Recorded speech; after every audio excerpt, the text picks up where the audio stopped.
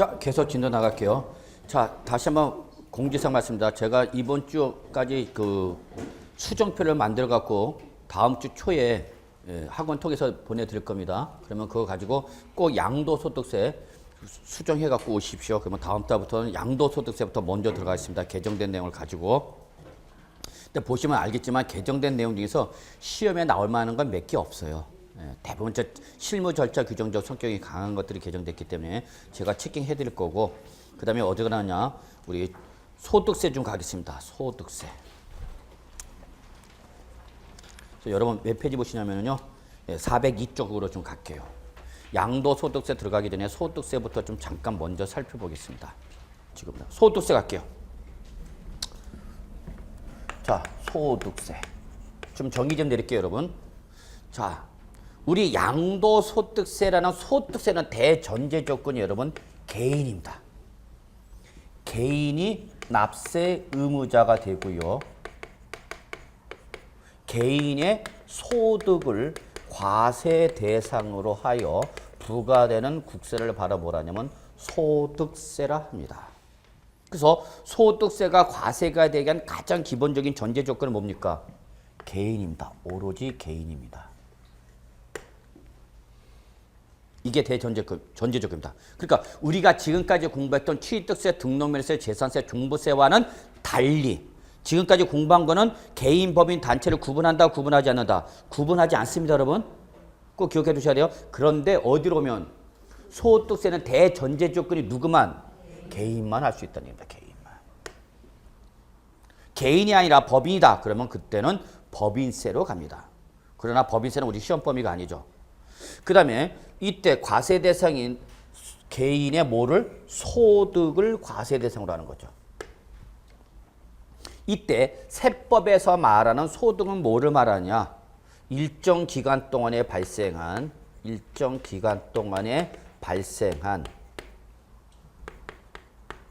뭐에서? 총수익 금액에서 그 총수익 금액을 얻기 위해서 희생된 뭐를? 필요 경비를 뺀 금액이 바로 세법에서 말하는 소득입니다.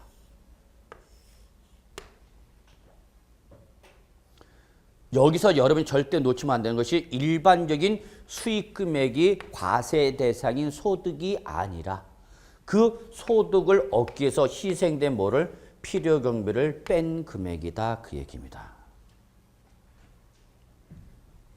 그러면 여러분은 어떠신지 모르겠지만 저는 가능하면 소득세를 부담하고자 한다, 회피하고자 한다. 회피하고자 합니다, 저는. 성격이 못된 놈이라 그런가 봐요. 아니죠. 납세 의무제 소송상 어쩔 수 없는 겁니다. 과세 간청, 제가 항상 얘기한 게 놀부심보 3종 세트 얘기합니다. 과세 시기를 결정할 때는 빨리 과세하라. 과세 가액을 결정할 때는 큰 금액을 선호한다. 세율은 높은 세를 선호한다. 다 그런 거 시험에 나오냐고요? 나와요. 그런 기본적인 것도. 자, 근데 여기서 하나 잊으시면 안 되는 것이 소득세는 일정 기간 동안이라는 기간세라는 걸 의미합니다. 일정한 기간을 단위로 한다는 얘기입니다. 그래서 그 일정한 단위가 바로 1월 1일부터 12월 31일 소득세법에 따라서 영년주의에 따라서 개인의 선택 여지와 관계없이 무조건 1월 1일부터 12월 31일을 일과세 기간으로 합니다. 한마디로 말해서 소득세는 몇 년 단위 과세다? 1년 단위 과세라는 얘기입니다. 그래서 1년 동안에 벌어들인 소득에 대해서 다음 년도 언제? 5월 1일부터 5월 31일 사이에 뭐하라? 신고하고 납부하라. 그러니까 소득세는 1년에 몇 번 들어오는 거예요, 여러분? 한 번에 들어오는 거죠. 그러면 정부도 그렇지만 가족도 똑같아요. 가정경제도 소득이 1년에 한 번 들어온다면 뒤집어지는 거죠. 아저씨가 1년에 한 번씩 월급 갖고 오겠대. 뭐 먹고 사냐고. 그래서 정부도 똑같은 거죠. 소득이 발생하면 그 발생한 소득에 대해서 뭐 내라? 소득세 내라. 그 얘기죠. 먼저. 원래 언제 내야 될 걸? 내년 5월 달 낼 걸. 그 소득이 발생할 때 내라는 얘기죠.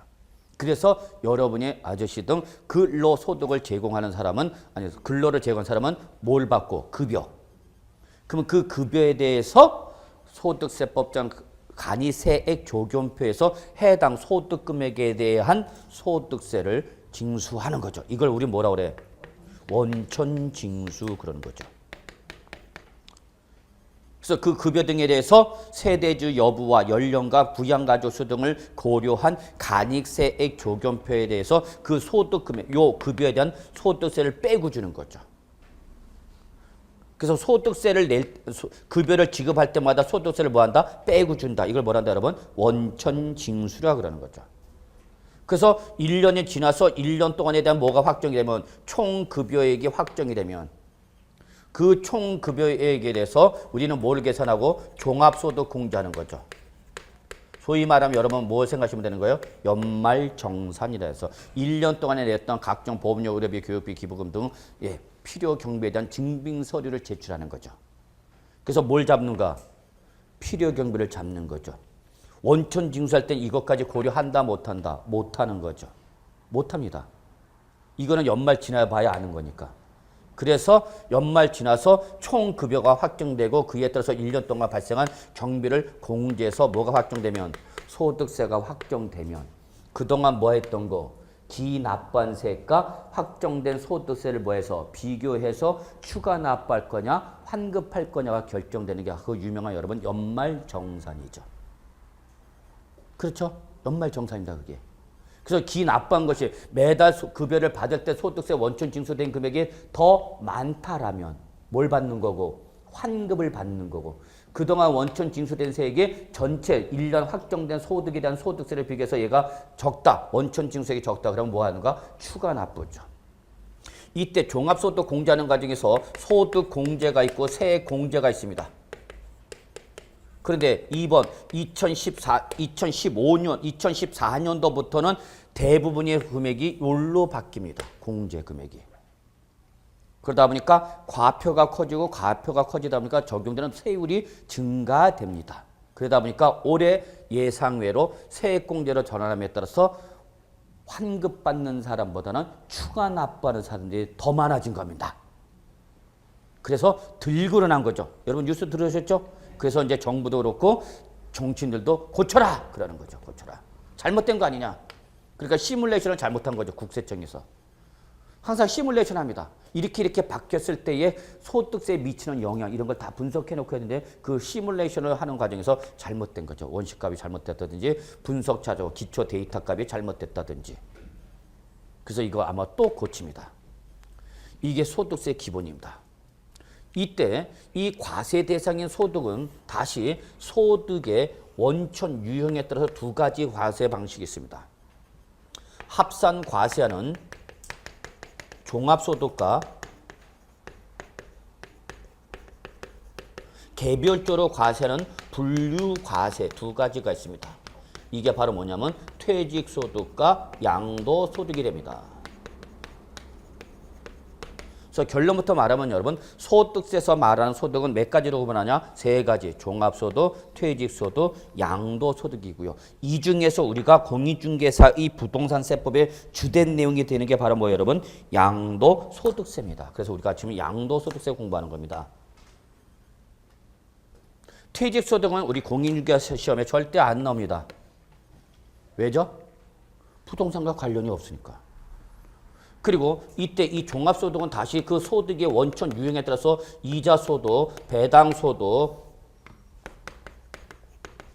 사업소득, 근로소득, 연금소득, 그리고 기타소득 이렇게 6가지로 구분합니다. 이 중에서 바로 여기 사업에 바로 뭐가 나와 있는 거냐? 두 가지가 우리 부동산과 관련된 게 부동산 매매업과 부동산 임대업이 우리 부동산과 관련된 소득이 되겠습니다. 이때 최근에 시험은 여기까지가 나오고 있습니다. 한 문제가 꼭 나옵니다. 얘는 거의 안 나오고 있습니다. 과거에 나온 적은 있습니다만 거의 안 나온다고 보셔도 돼요. 나온다면 뭐가 나올 거다라는 것은 제가 어느 정도 시기가 적정하다고 판단할 때 찝어 드릴 겁니다. 몇 개 정도는. 나온다면 찍어 드립니다. 나오면 이 범위를 벗어나지 않는다. 그러나 부동산 임대업은 계속해서 한 문제 꼬박꼬박 나오고 있고 공인중개사는 여러분은 반드시 알아야 되는 내용이죠. 바로 여러분 공인중개사 되셨을 때 누굴 많이 잡아놓으면 부동산 임대업자를 잡아놓으시면 여러분 고정비는 충분히 뽑죠. 맞나요? 맞아요. 임대사업자를 많이 알아야 돼요. 그래서 실제 제 수업 들으신 분 중에도 부동산 임대업자를 하시면서 공인중개사 공부하십니다. 그래서 굳이 뭐하러 하냐. 임대업으로 해서 잘 먹고 사는데 그 임대 물건의 수수료를 내가 먹겠다는 얘기입니다. 또 있는 사람이 더해.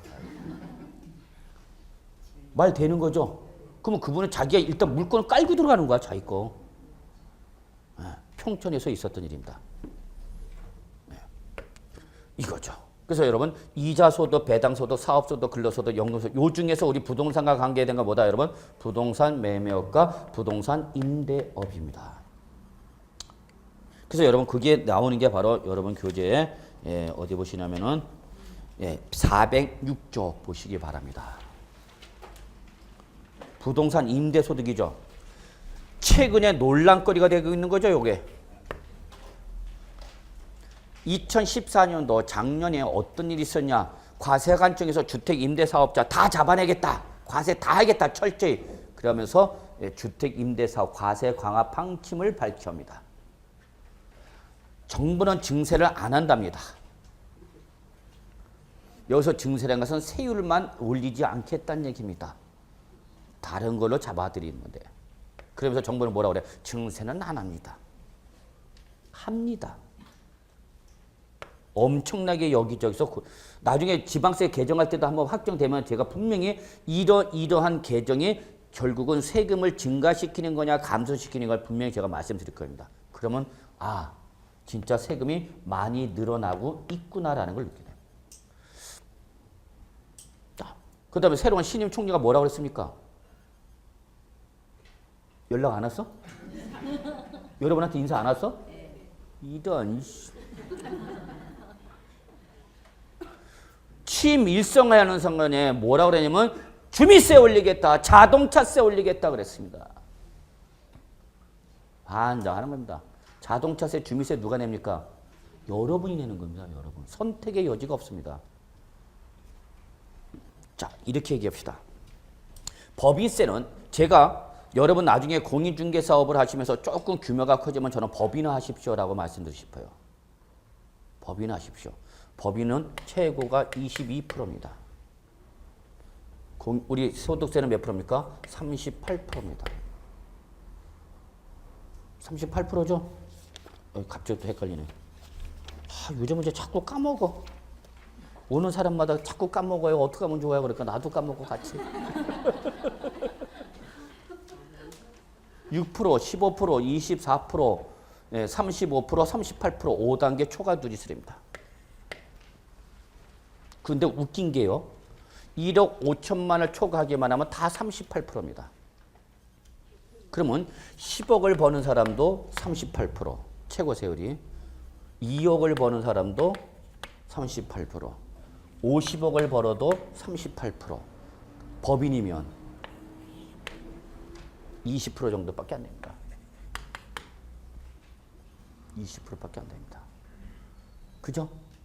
그래서 저는 가급적 여러분이 진짜 사업을 해보겠다. 그냥 단순히 공인중개사 사무실 내는 게 아니라 한번 부동산 매매업으로 어떤 부동산과 관련 사업을 성공해봤다면 당연히 뭐 해야 됩니까? 법인해야 됩니다. 법인합니다. 요즘 법인은 자본금도 필요 없습니다. 상법이 개정되면서 최저자본금이라는 게 없습니다. 벤처기업 등 활성화를 해서 무자본도 있습니다. 법인 등기만 하시면 됩니다. 그거 법무사한테 가서 수수료 법무사 등. 예전에는 최저자본금이 5천만 원이었어요. 5천만 원이었어요. 그러니까 내가 뭘 만들려면 법인을 만들려면 이 법인 계좌 얼마 입금시켜야 돼? 5천만 원. 근데 돈은 없어. 그럼 법무사한테 법인 등기 해달라면서 요거 해달라고 하면 하루 일해줍니다. 1일 대여합니다. 무슨 말인지 아세요? 5천만 내가 없어. 근데 법인 등기 하고 싶어. 그럼 법무사한테 요거 입금시켜달라 그러면 알았습니다. 뭐 하는 거야? 금전 대여하는 거죠. 하루 놓고 그 다음날 그냥 찾아갑니다. 예, 그리고 이자가 10% 정도 됩니다. 그러니까 법무사에서 돈 벌려도 뭐가 있어야 돼? 돈이 있어야 되니까. 예전 그랬어요. 거기다 뭐 사줘야죠, 여러분? 법무사는 뭐 사줘야 되죠, 여러분한테? 국민주택 채권 사야죠.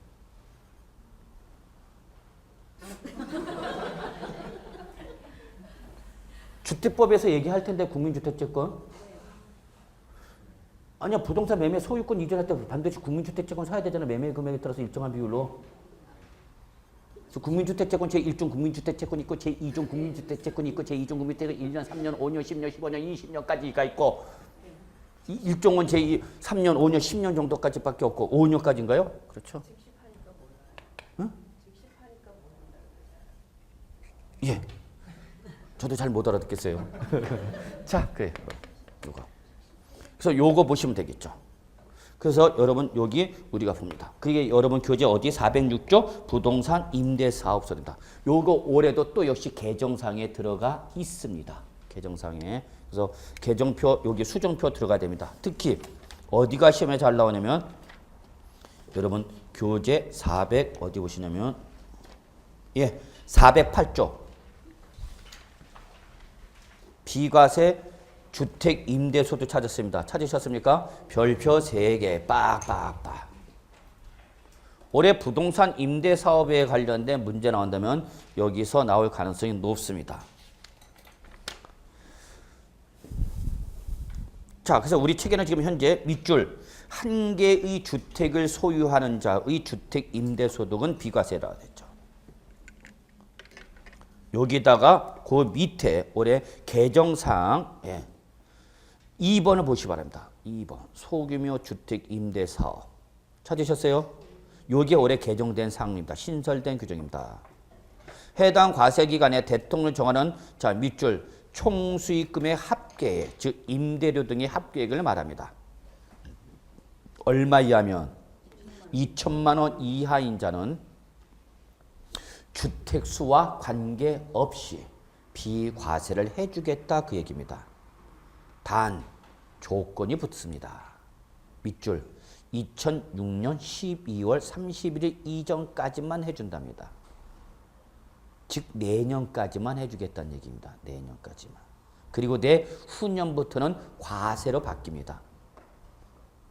이것 지금 주택 올해 연초 작년 2014년도 주택 임대소득 과세했다가 여론 등 문매를 맞습니다. 정부가. 그러면서 한 발 물러납니다. 그래서 그럼 일단 과세는 안 할게 그래놓고 살짝 과세 안 한다 해놓고 뭐라고 그래놔서 여기 2016년까지만 이렇게 달아놨어요. 그래서 결론은 지금 현재 2번 우리 공인중개사 시험법에 해당하는 것은 기업 한 개의 주택을 소유하는 자의 주택 임대소득 밑줄 하나 그 다음에 둘째 총수익금액 얼마 2천만 원 이하인 자의 주택 임대소득이 뭐다 여러분? 비과세입니다. 비과세. 단 기억을 보겠습니다. 한 개의 주택을 소유하는 자의 주택 임대소득이라 하더라도 주택과 부수 토지 자 밑줄 들어갑니다. 뭐가? 기준시가가 얼마 초과하는 자? 9억 원을 초과하는 자. 초과하는 주택. 소위 말하면 뭡니까? 고가주택이죠. 양도소득세에서 고가주택은 얼마죠 여러분? 9억 원 초과입니다. 그런데 양도소득세에서 9억 원 초과는 여러분 꼭 기억해 주셔야 됩니다. 실가 기준입니다. 양도소득세 무조건 실가 기준입니다. 실지 거래가액을 기준했을 때 얼마 초과하는 거예요 여러분? 9억 원 초과인데 부동산 임대 사업은 부동산 임대는 매매야 보유야? 보유죠. 보유니까 지금 매매 가액이라는 게 나올 수가 없어. 그래서 앞에 뭐라 했어? 동그라미 기준시가. 무슨 말인지 아시죠? 제가 뭐 얘기했는지. 양도소득세에서 말하는 고가나 부동산 임대사업소득에서 말하는 고가는 다 얼마 초과를 말하는데 9억 초과를 말하는데 기준이 다 같다 다르다? 다르다! 그런 걸 좋아한다고 출전들. 그래서 양도소득세에서 9억 초과는 무슨 가에? 실지 거래가의 기준이지만 부동산 임대는 지금 거래가 일어나지 않는 보유 단계니까 기준시가. 여기서 기준시가는 공시된 가액을 말합니다. 공시된 가액. 그러면 주택에 대해서 공시된 가격이 바로 뭡니까? 개별 주택 가격 또는 공동 주택 가격이죠. 자, 그러면 여기서 우리 하나 좀 잠깐 제가 좀 정리해 드리고 갈 거 있네요. 자, 보세요, 여러분. 토지와 주택가 다시 한번 이거 볼게요, 여러분. 상가 등의 건축물에서 부동산 가격 공시 및 감정 평가에 관한 법률에 따라서 토지와 주택은 매년 정부가 가격을 공시한다 안 한다? 한다. 이건 학교에서 자세히 배워요, 여러분. 그러나 상가 등 주택을 제외한 상가는 오늘 현재 공시가 되고 있다 안 되고 있다? 안 되고 있다. 그래서 이때 이 토지에 대해서 공시된 가격 우리 뭐라는 거고 여러분? 개별 공시 지가라 한다. 주택은 주택의 형태에 따라서 단독주택이면 뭐라고 그러는 거고 여러분? 개별 주택 가격이라 해서 공시가 되는 거고 아파트 등에 뭐면 공동주택이면 뭐가 나온다 여러분? 공동주택 가격이 나오는 거죠. 그러면 정부가 이러한 가액을 조사하여 결정하는 이유, 공시하는 이유는 뭐냐?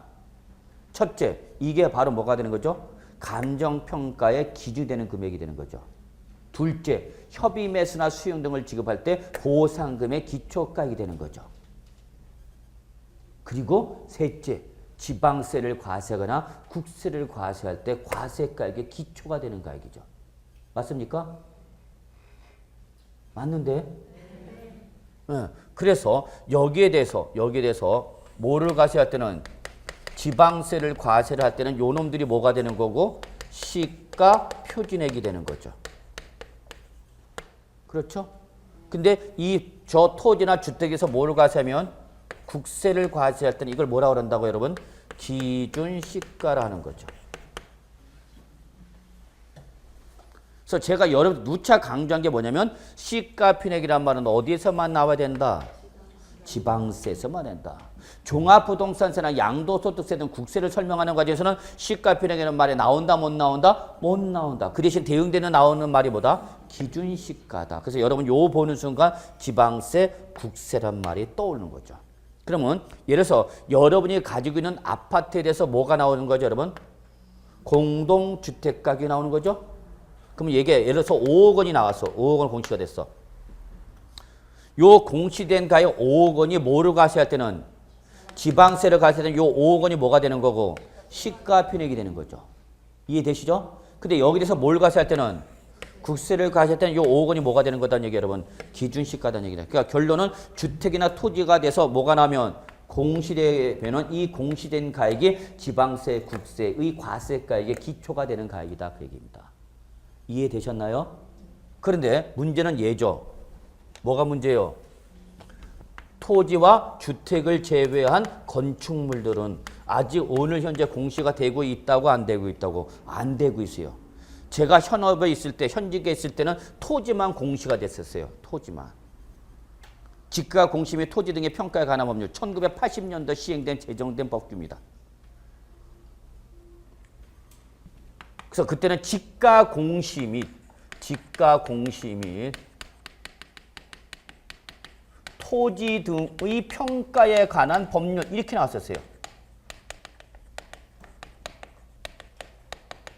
이렇게 된 거죠.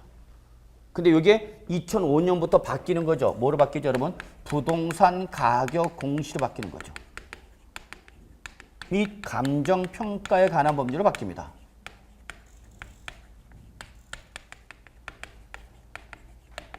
이건 다 제가 실무를 해봤기 때문에 하는 거죠.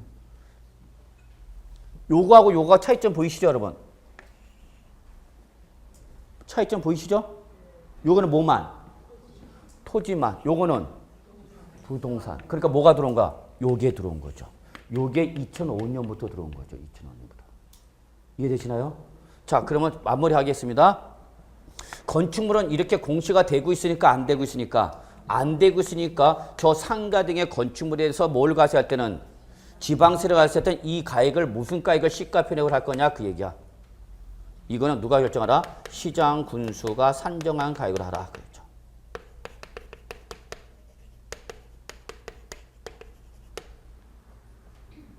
뭐니까?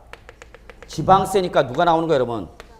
그러면 여기는 뭐로 가세할 때는 국세를 가세할 때는 뭐를 기준시가를 할 거냐, 이죠. 제가 지금 이 말씀드린 것은 전체 흘러가는 흐름을 보라는 얘기입니다. 당연히 여기는 이제 국세니까 이 말이 나와 못 나와? 못 나오겠죠. 이해하시죠? 그러니까 여기 대응돼서 나오는 게 바로 뭐야? 국세청장의 고시가액이 나오는 거죠. 국세청장의 결정 고시가액이 나옵니다.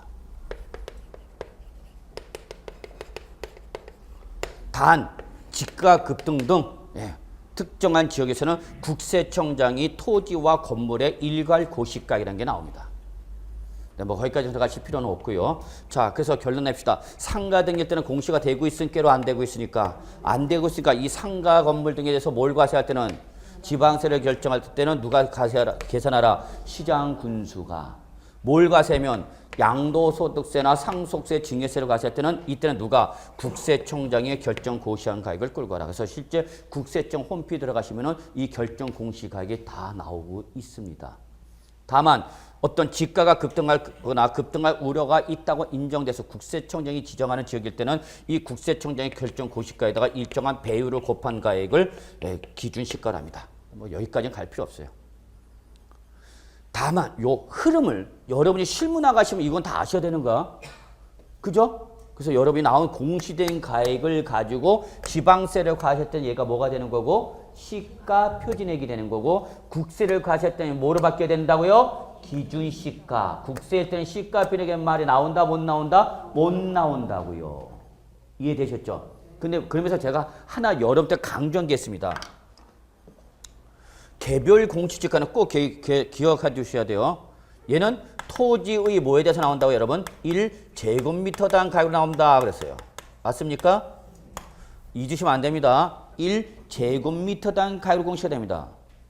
그러니까 내 토지 전체에 대해서 개별 공시지가가 나오는 게 아니라 내 토지 뭐에 대해서 1제곱미터당으로 나온다는 얘기야. 그러니까 내 전체 토지에 대한 뭐를 구하려면 시가표를 구하려면 당연히 여기다 뭘 곱해야 됩니까? 면적을 곱해야 됩니다.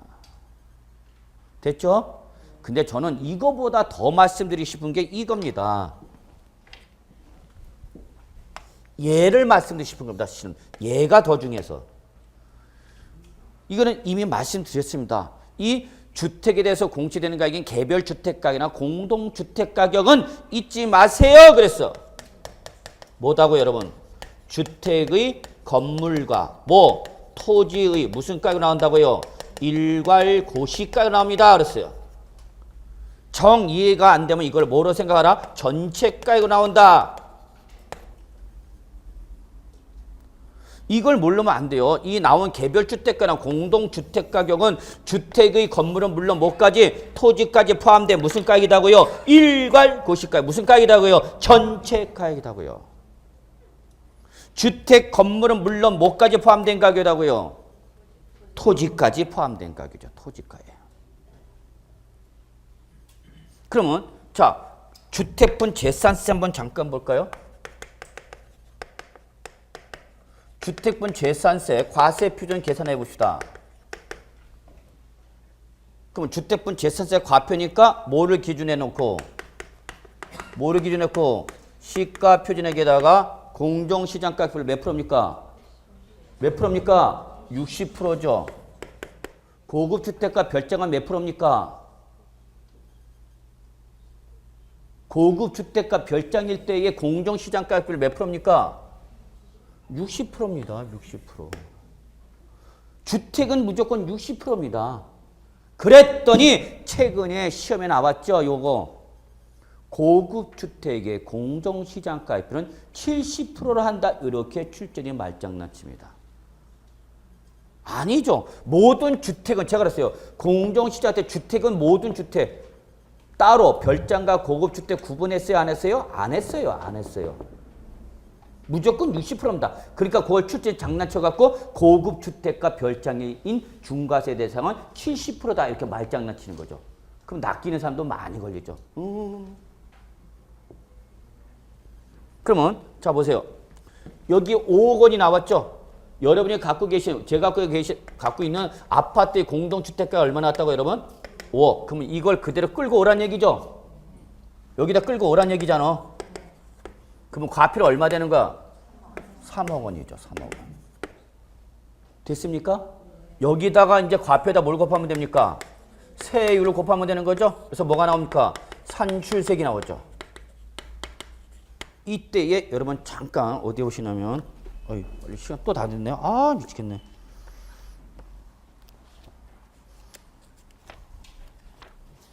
맨날 나만 급해. 여러분은 빨리 끝내라 그러고 있고. 예, 끝낼게요. 여러분 잠깐 어디 보시냐면요. 예, 189쪽 좀 잠깐 봐주실래요? 189쪽. 다 왔어. 이거 여기까지만 하고 마무리 짓게요. 189쪽 오셨어요?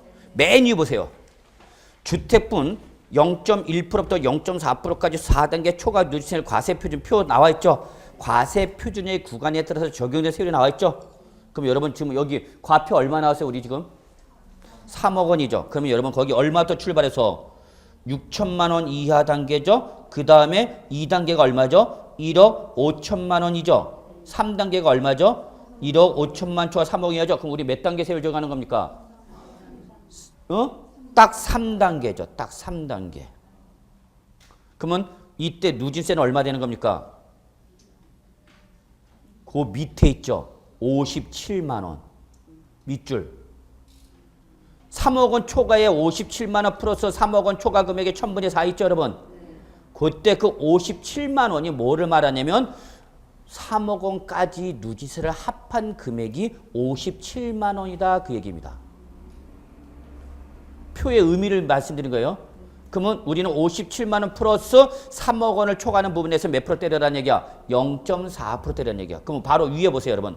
19만 5천 원 플러스 1억 5천 초과금이 1000분의 2.5 나와 있죠, 여러분? 그럼 여기 밑줄 19만 5천 원 뭐를 말하는 거야? 1억 5천만 원까지의 누진세가 19만 5천 원이다 그 얘기야. 이해하시겠어요? 예, 그러니까 여기서 결론. 세율을 때렸더니 우리 거기 얼마 3억 원까지에 대한 누진세가 얼마 나온가?